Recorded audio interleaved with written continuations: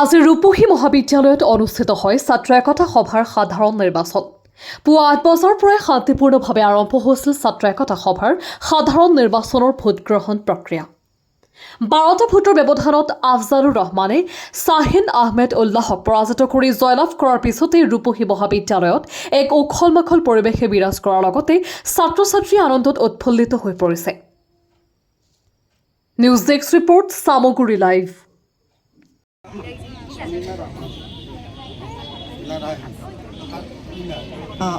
শামিমা ৰেহান তেখেতে ভোট লাভ কৰিছে 645। দ্বিতীয় পজিশ্যন পাইছে Fuzail Ahmed 303 second.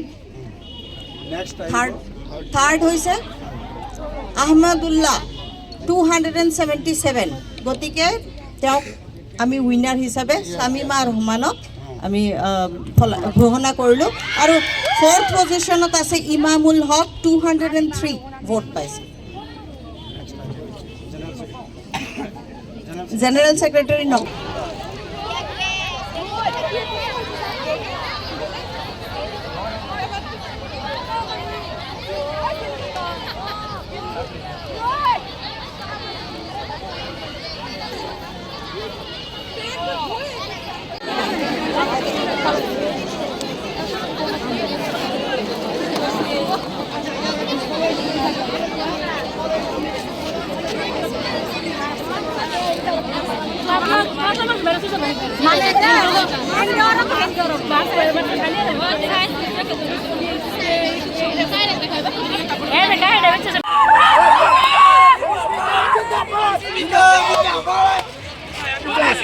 Let's go!